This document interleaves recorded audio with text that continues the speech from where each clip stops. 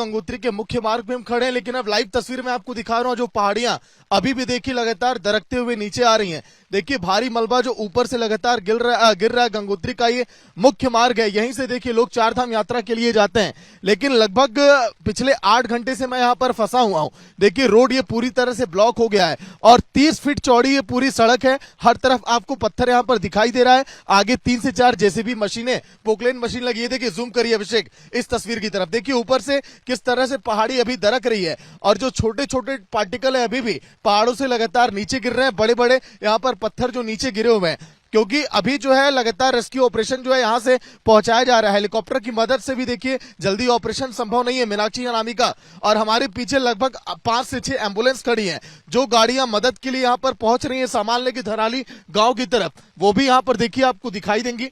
हालांकि सीएम धामी लगातार घटना पर अपनी नजर यहां पर बनाए हुए हैं, लेकिन थराली की अगर बात करें बहुत देखिए सेंसिटिव जोन रहा है। सन 1864 की बात करें, 2013, 2014, ये देखिए हमारी गाड़ी के आगे अभी ये पत्थर कुछ देर पहले भी आकर गिरा है, तो पहाड़ी से अभी भी लगातार देखिए पत्थर यहाँ पर गिर रहे हैं।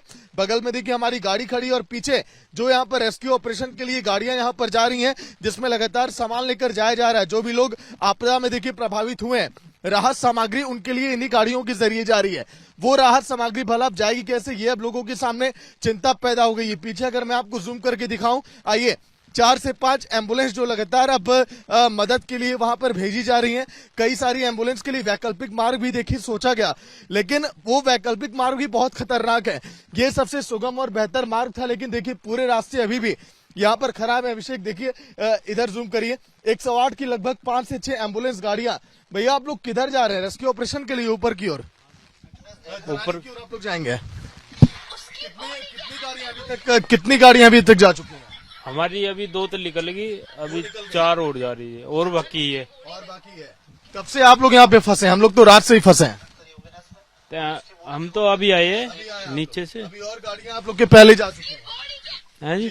और गाड़ियां जा चुकी हैं? हाँ और जा चुकी है हमारी गाड़ी। देखिए बिल्कुल ये एम्बुलेंस में जो बैठे हुए हैं ये बता रहे हैं खुद की लगभग कुछ एम्बुलेंस आगे निकली है कल देर रात के पहले, ये भी धराली गांव की तरफ जा रहे हैं। पीछे मैं आपको दिखाऊं तो एम्बुलेंस की देखिए कतारें लगी हुई हैं मदद के लिए जो गाड़ियां ऊपर पहुंचाई जा रही हैं। एनडीआरएफ की टीम की गाड़ी एक बार जूम करिए, एनडीआरएफ की गाड़ी देखिए यहाँ पर खड़ी है। ये भी भैया धराली गांव की तरफ जा रहे हैं मदद के लिए, क्योंकि 3 से 4 जगहों पर बादल फटने की खबर है। भैया धराली गाँव की तरफ जा रहे हैं आप? जी सर जी।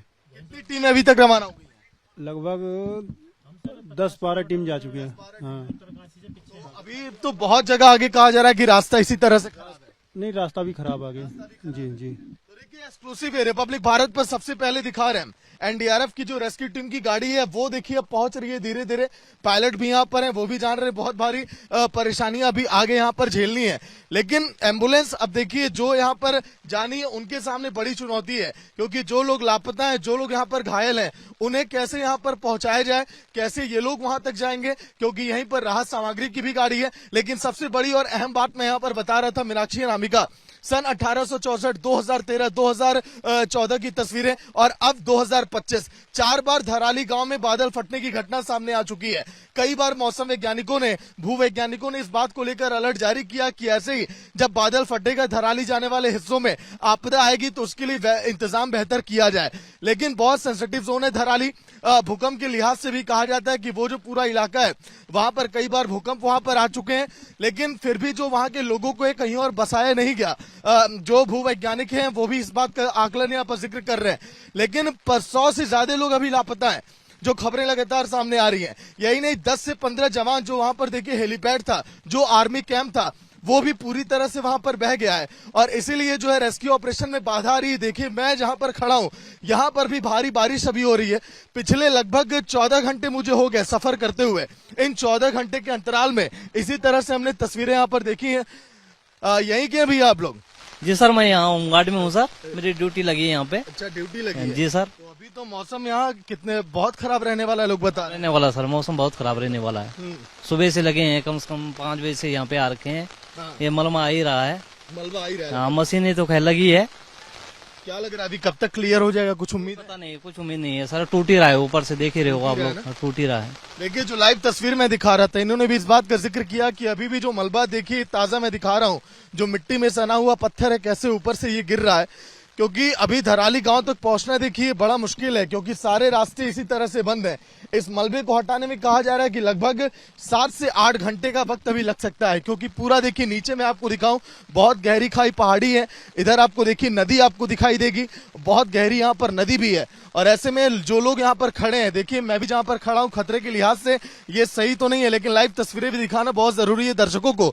यहाँ से अब कोई भी जा नहीं सकता, एम्बुलेंस के लिए भी देखिए जाना बड़ा मुश्किल हो गया मीनाक्षी अनामिका। अब कैसे लोग पहुंचेंगे, कैसे धराली गांव के लोगों तक मदद अब पहुंचे, ये बहुत चिंता की बात है, क्योंकि गंगोत्री धाम से 18 किलोमीटर की दूरी पर धराली गांव बसा हुआ है मीनाक्षी। और 4 धाम यात्रा के प्रमुख मार्गों में से देखिए यही वो मार्ग है। और धराली में जो आपदा है उसमें इसलिए कहा जा रहा है कि कई सारे लोग अभी भी फंसे हो सकते हैं, कई लोग अभी भी लापता हो सकते हैं, क्योंकि आसपास कई सारे होटल हैं, कई होम स्टे की वहां पर सुविधा भी रखी गई है लोगों के लिए। वहां पर कई सारे देखिए घर हैं, स्कूल हैं, वो सभी स्कूल छत जो है पूरी तरह से बह गए उस मलबे में। जब 34 सेकंड का वो भयावह वो हमने मंजर देखा था, अब ऐसे में उस 34 सेकंड में लगभग कई ऐसे घर हैं, कई होटल हैं जो बह गए मलबे के अंदर। उस मलबे के अंदर से लोगों को निकालना एक बड़ी चुनौती है एनडीआरएफ एसडीआरएफ के सामने। अब देखिए ये जो मैं आपको दिखा रहा हूं, आगे अगर मैं जूम करके दिखाऊं, 2 से 3 जेसीबी और पोकलेन की मशीन यहाँ पर लगी है, वो जो है लगातार मलबा हटा रही है, लेकिन अभी सफलता हाथ नहीं लग पा रही है। ये पिछले 8 घंटे से लगातार इस रोड को क्लियर करने का प्रयास तो जारी है, लेकिन ये केवल चुनौती नंबर मेरे लिए 5वीं थी। मैं 5वीं जगह ऐसे रास्ते का सामना कर रहा हूं मीनाक्षी। 4 जगहों पर तो हमने देखा सामने से हटा हटा कर रोड क्लियर करके जैसे तैसे हम लोग पहुंचे हैं। कई जगह ऐसे थे जहां पर खुद रास्ते से हम पत्थर हटा के ऐसे आगे हम बढ़े हैं रास्ते के आगे की तरफ। तो ऐसे में आगे अनुमान लगाना देखिए बड़ा मुश्किल है कि आगे कैसा मौसम रहने वाला है। मूसलाधार बारिश के बीच रेस्क्यू ऑपरेशन में लगातार बाधा उत्पन्न हो रही है। एनडीआरएफ एसडीआरएफ के जो तमाम जवान हैं, जो एम्बुलेंस यहाँ पर टीमें हैं, जो आईटीबीपी के जवान हैं, जो आर्मी के जवान हैं, वो भी इस बात को कह रहे हैं कि हाँ इन चुनौतियों से देखिए पार पाना कितना देखिए मुश्किल है, क्योंकि अभी भी घने बादल यहाँ पर छाए हुए हैं। कई जगहों पर बादल फटने का अनुमान यहाँ पर लगाया जा चुका है। और इसके साथ ही साथ ये भी कहा गया है मौसम वैज्ञानिकों की तरफ से, जो भी लोग यहाँ पर आसपास के इलाकों में रहते हैं, क्योंकि लगातार ऊपर से देखिए मलबा पत्थर यहाँ पर गिर रहा है ऊंची। अगर मैं आपको चोटियां दिखाऊं तो अभिषेक जूम करिए, कभी भी यहाँ से देखिए बड़े पत्थर, पेड़ और मलबा यहाँ पर नीचे आ सकता है। इसीलिए लोगों को लगातार सरकार, प्रशासन, यहाँ की लोकल जो प्रशासन जो लगातार जुटी हुई है, वो भी यही कह रही है कि आप लोग बेहतर और सुरक्षित जगहों पर पहुंच जाइए ताकि किसी भी प्रकार की दिक्कत ना हो। एक बार कोशिश करते हैं जो एनडीआरएफ की पायलट हैं, आखिर वो अभी तक कहां-कहां चुनौतियों का सामना किए, अब किस तरह से रेस्क्यू ऑपरेशन को आगे बढ़ाएंगे, क्योंकि लगभग 8 से 10 गाड़ियां जो मदद के लिए इस गंगोत्री हाईवे से जा रही है। एक दूसरा वैकल्पिक मार्ग है मसूरी का, और मसूरी का रास्ता देखिए देहरादून से होकर जाता है, वो हमारे लोकेशन से दूर पड़ता है, इसलिए मैंने इस रास्ते को चुना है। वहां से भी मदद लोगों तक पहुंचाई जा रही है। लेकिन जब हमारी बात हुई वहां के कुछ सहयोगियों से, उन्होंने कहा कि वहां पर भी कुछ ऐसे ही चुनौतियों का सामना यहाँ पर करना पड़ रहा है।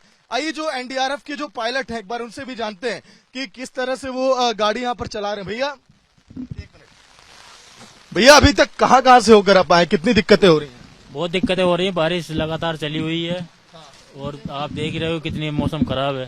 मौसम खराब है। हाँ, बहुत मौसम खराब है। तो अभी और टीमें कैसे पहुंच रही है, क्योंकि ये तो रास्ता देखिए एक ये है और एक मसूरी वाला रास्ता है, इधर से आप लोग रेस्क्यू ऑपरेशन कैसे पहुंचाएंगे भैया? अब रास्ता खुलेगा सर तभी जाएंगे, अब तो रास्ता ही नहीं है तो कैसे जाएं सर। क्या पीछे अभी कितनी गाड़ियां आ रही हैं धराली गांव के लिए? पीछे अभी कम से कम 8-10 गाड़ियां आ रही हैं सर। देखिए रिपब्लिक भारत ग्राउंड जीरो से लगातार एक्सक्लूसिव ये तस्वीर दिखा रहा है, लेकिन धराली में भयावह वो मंजर, वो तस्वीरें 34 सेकंड में आखिर कैसे सब कुछ बर्बाद हो गया, सब कुछ जमींदोज हो गया और लोग वहां पर चीखते रहे, चिल्लाते रहे, और प्रशासन क्या कुछ मदद कर रही है। देखिए रिपब्लिक भारत की ये खास रिपोर्ट।